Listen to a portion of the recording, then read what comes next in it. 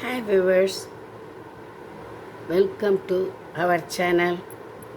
வாழ்க வளமுடன்.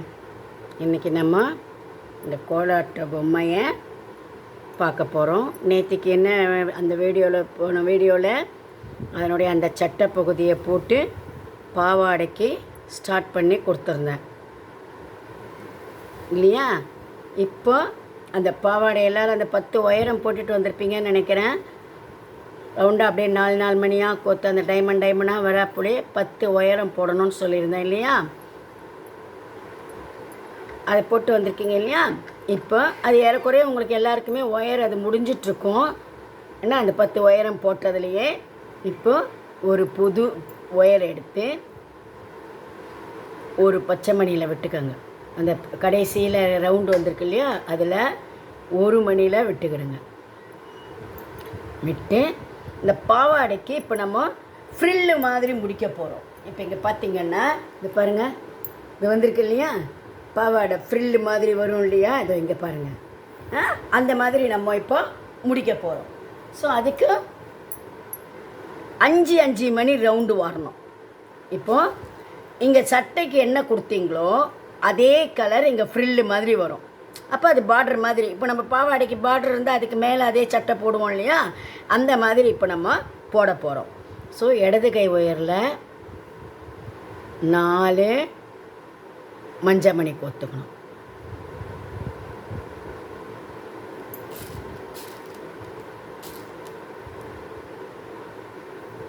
இந்த வலது பக்க ஒயரை 4வது மஞ்சள் மணியில் விட்டு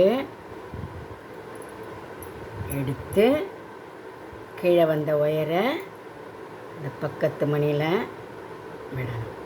நான் உங்களுக்கு லைன் ஃபுல்லாகவே போட்டு காட்டுறேன். ஏன்னா புதுசாக போடுறவங்களாம் இருந்தீங்கன்னா உங்களுக்கு அதை கண்டினியூட்டி எப்படி பண்ணணும்னு தெரியாது. என்ன வீடியோ இன்னும் 2-3 பார்ட் ஜாஸ்தி வரும்படி இருக்கும். பரவாயில்ல, நான் உங்களுக்கு பொறுமையாகவே ஒன்றாவே உங்களுக்கு போடுறேன். ஓகேவா? இந்த லைன் ஃபுல்லாகவே உங்களுக்கு போட்டு காட்டுறேன் நான். இப்போது 5 மணி வந்துடுச்சு ஒரு ரவுண்டில். அடுத்த ரவுண்டுக்கு என்ன வரணும்? 5 மணியில் 2 மணியில் ஒயர் இருக்குது. அப்போ நம்ம எத்தனை மணி கோக்கணும்? 3 மணி கோக்கணும். 3 எல்லோ மணி.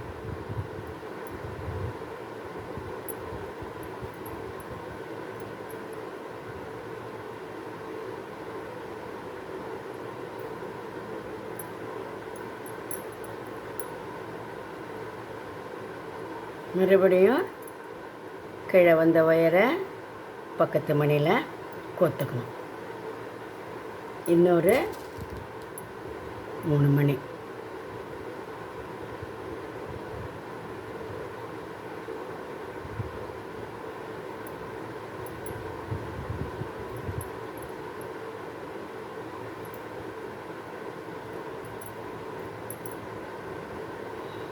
மறுபடியும் பக்கத்து மணியில் கீழே கோத்துக்கணும். இடது கை பக்க ஒயரில் 3 மணி கோத்துக்கிடுங்க.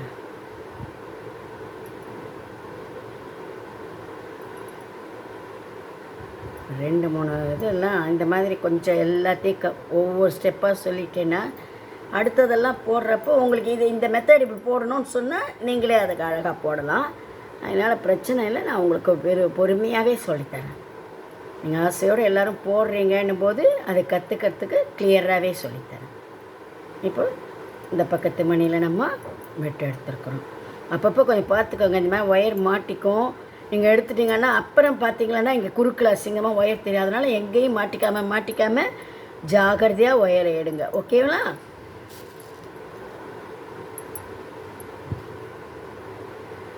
இப்போ 3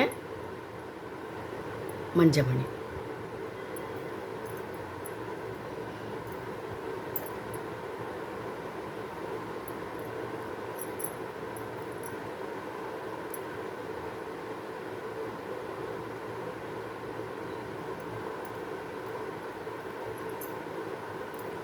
அப்படி கொஞ்சம் ஒயரை நல்லா இப்படி இழுத்துக்கோங்க. அப்போ தான் அந்த ரவுண்டு ஷேப்பாக வரும்.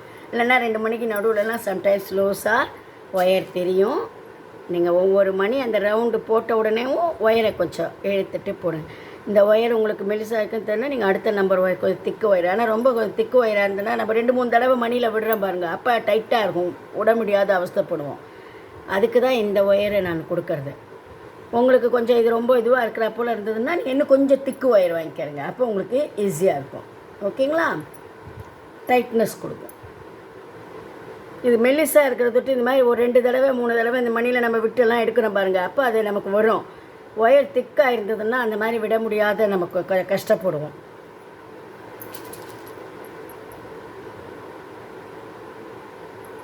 மூணு மணி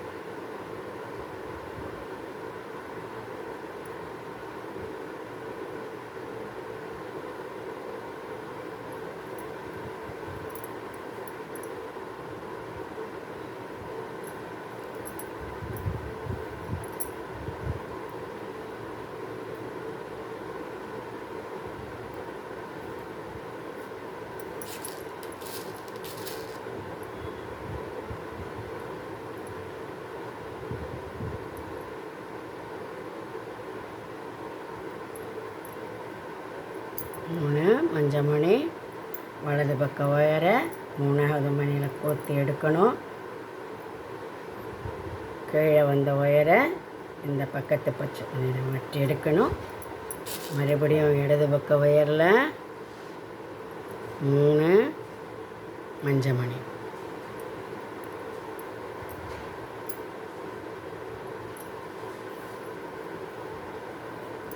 கீழே வந்த ஒயரை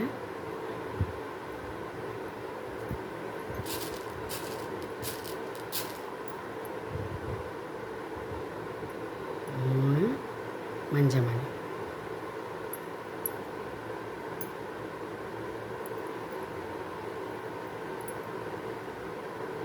இதை பக்கத்து பச்சை மணியில் விட்டுருக்கேன்.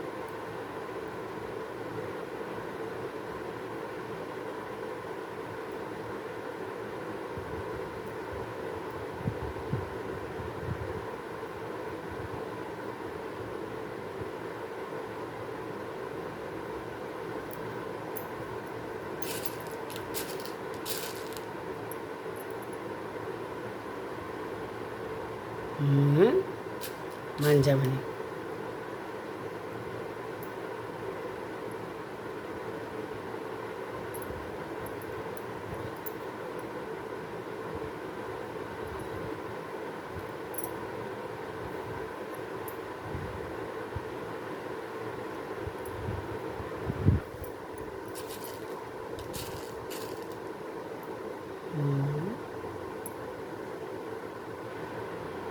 மஞ்சள் மணி.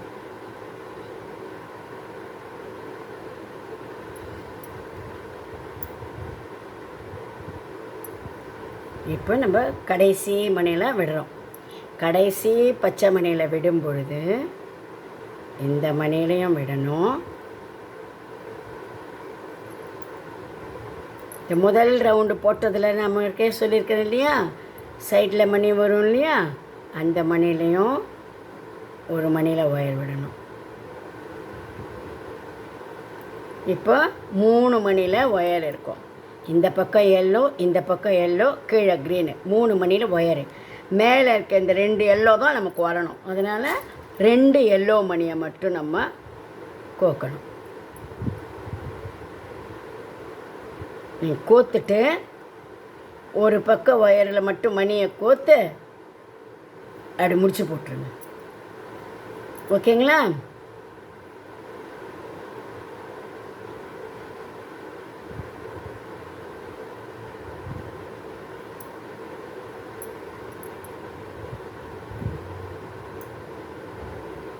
நான் முன்ன சொன்ன போல் 3 மணியை 3 முடிச்சு போட்டுட்டு அந்த ரவுண்டுலேயே கூட விடலாம் மணியை. இந்த ஒரு 3 ரவுண்டுலேயோ இந்த ஒரு 3 இல்லைன்னா இந்த இதோ இங்கே வந்திருக்கு இல்லையா, இந்த ஒத்த மணி மஞ்சள் தெரியுத, அதில் விட்டு மேலே ஒரு 2 பச்சை மணியில் விட்டு கூட நம்ம கட் பண்ணிடலாம்.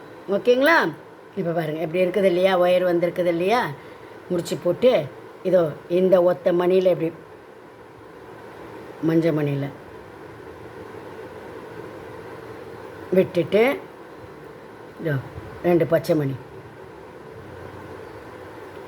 அவ்வளோதான்.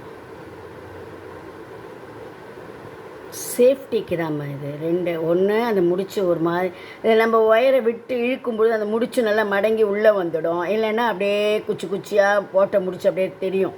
அதனால தான் இது பண்ணுறது. ஓகேவா? இந்த பச்சை மணி இன்னும் ஏதாவது ஒரு 2 மணியில் அப்படி விட்டு ஒயரை கட் பண்ணிடணும். சரி, இப்போ பாருங்கள், பாவாடை போட்டு நமக்கு என்ன ரெடியாக இருக்குது. இது அதாவது பாடி நம்ம உள்ளே வேணும்னா ஃபில்அப் பண்ணி கால் அதெல்லாம் போட்டால் மணியும் வேஸ்ட் ஆகும், வேணான்றதுக்கு தான் இப்படியே போடுறது. இப்போ இது உள்ள கால் இருக்கிற போல் அர்த்தம். ஆனால் இந்த பாவாடை காலை மூடினா போல் இது பாவாடை, இது சட்டைக்கு நெக்கில் எப்படி போட்டிருக்கிறோம். முதல்ல நம்ம சட்டையை போர்ஷனை போட்டோம். முதல்ல ஒயரம் 5 3 அகலம்னு இந்த 4 மணி வரா போல் கோத்துக்கிட்டோம். 5ஆவது லைன் வரும்பொழுது என்ன பண்ணோம், இந்த கழுத்துக்கிட்ட இப்படி ட்ரையாங்கிள் வரும்படியான மணி வரும்படி, இதை நீங்கள் க்ளோஸில் இப்படி பார்த்தீங்களானாலே தெரியும் எப்படி வருதோன்னு. நீங்கள் இப்படி வச்சு கோக்கும்போது கூட இந்த ஃபோட்டோவை பக்கத்துலேயே நீங்கள் பார்த்துக்கலாம். அந்த வீடியோவை இது பண்ணி ஸ்டாப் பண்ணிவிட்டு பாஸ் பண்ணிவிட்டு பார்த்தீங்கன்னா, இந்த 2 மணி வந்திருக்குதா, அப்போ நம்ம எந்த இடத்துல கோக்கணும் ஒரு மாற்றி கோத்துட்டிங்களன்னா உங்களுக்கே தெரியும். ஐயோ, இங்கே வர வேண்டிய கோல்டன் இங்கே வந்துருச்சு, அப்போ எடுத்துகிட்டு நீங்களே இப்படி மாற்றி கோத்தலாம். அந்த மாதிரி கோத்தா 3 2 1ன்னு வரும். என்ன சொல்லியிருக்கிறேன், கோல்டன் இருந்தால் கொடுக்கலாம். ஏன்னா இங்கே லைட் கலர் கொடுக்கும்போது கோல்டன் எடுப்படலை, அது வேண்டான்னு உங்களுக்கு தோணுச்சுன்னா இங்கே பாவாடைக்கு என்ன கலர் கொடுக்குறீங்களோ அதை இங்கே அழகாக பைப்பிங் மாதிரியும் கொடுத்துக்கலாம். அந்த 5 போட்ட உடனே ஜாயின் பண்ணிவிட்டு என்ன பண்ணணும், மேலே 5 ரவுண்டு வரும்படி 8 மணி வரும். இந்த பக்கம் 3 இந்த பக்கம் 3 சைடில் ஒவ்வொன்றுன்னு 8 மணி வரும். 8 மணிலையும் ஒயர் ஒவ்வொரு மணிலையாக கோத்து 5 மணி இப்போ இங்கே கோத்தா போலேயே கோத்துட்டு வரணும். இங்கே 8 தானே இருக்க தொட்டு இந்த சின்ன ரவுண்டு வந்தது. இங்கே நம்ம ஒவ்வொன்றுத்துலேயும் 3 மணி கோத்து அழகாக எடுத்துகிட்டு வந்தோம் டைமண்டாக. அந்த மாதிரி 10 டைமண்ட் போட்டு ஒயரம் போட்டோம். 10ஆவது லைன் முடித்த உடனே ஏன்னா இங்கே 8 2 டபுள் ஆயிடுச்சு 16ன்னு. அப்போ அந்த 16ல் ஒவ்வொரு மணிலையும் கோத்து நம்ம பெருசு கொடுத்தோம்னா இன்னும் கொஞ்சம் அகலமாக 32 இப்படி அகலமாக வருது. புரியுதுங்களா? இங்கே 8ல் இங்கே நம்ம 5 கொடுக்கும்போது 2 4 6 8 10 12 16 16 வந்தது. இந்த 16 ரவுண்டு முடிஞ்ச உடனே கீழ் ரவுண்டில் நம்ம ஒவ்வொரு மணிலையும் என்ன கொடுக்குறோம், 5 மணி. அப்போ 2 வருது இல்லைங்களா, 2 4 6 8 10 12 14 16 18 20 22 24 அப்படி வருது பாருங்கள். ஓகேங்களா? புரிஞ்சுதா உங்களுக்கு? இது இப்போ நம்ம பொம்மையை போட்டிருக்கிறோம். அடுத்த வீடியோவில் மேலே ஃபேஸ் போடலாம், ஃபேஸ் போட்டு கை போடலாம். அப்போ இது பொம்மை முடிஞ்சிடுச்சு. இந்த பொம்மை முடிஞ்சிடுச்சுன்னா இதை போல் நான் முதலே சொன்ன போல் 6 பொம்மை போட போகிறீங்களா 12 பொம்மை போட போகிறீங்களான்னு பார்த்துக்கிடுங்க. 12 பொம்மைன்னா 12 பொம்மை போட்டோம்னா அந்த பீடம் இன்னும் கொஞ்சம் பெருசாக போடணும். ஏன்னா தட்டிலெல்லாம் வேஸ்ட் பண்ண வேண்டாம், அது ரொம்ப வேஸ்ட் ஆகுது.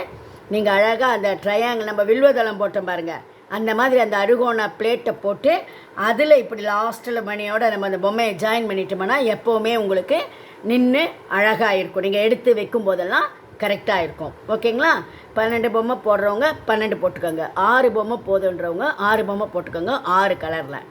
12 போடுறவங்களா இருந்தால் இதையே இன்னொரு செட்டு. அதே போல் 6 டார்க் கலரிங்க இங்கே அந்த மாதிரி 2 பொம்மையாக போட்டிங்கன்னா இங்கே ஒரு பொம்மை நிற்குதுன்னா இதுக்கு ஆப்போசிட்டில் நம்ம கோலாட்டம் ஸ்கூல்லலாம் டான்ஸ் ஆடும்போது அப்படி தானே பண்ணுவாங்க. ஒரே கலர் இருந்ததுன்னா அவங்களும் ஆப்போசிட்டில் நிற்க வைப்பாங்களே. அந்த சர்க்கிள் வரும்பொழுது இந்த பொம்மை இங்கே இருந்தால் இதே பச்சை இன்னொன்று இங்கே வரும். இங்கே ரெட்டு அல்லது ஐவரி அப்படின்னா ரெட்டும் ஐவரியும் இங்கே வரும். அந்த மாதிரி ப்ளூ அண்ட் ரோஸ் கொடுக்கலாம், ப்ரௌன் அண்ட் பிங்க் இப்படி கொடுத்தோன்னு வச்சுக்கோங்க. அப்போ நமக்கு ஒரு சர்க்கிள் கரெக்டாக வரும். ஓகேங்களா? இது எல்லோரும் போட்டு முடிச்சிருங்க. நாளைக்கு அடுத்த வீடியோவில் நான் ஃபேஸ் போடுறத சொல்லித்தரேன். Okay, thank you.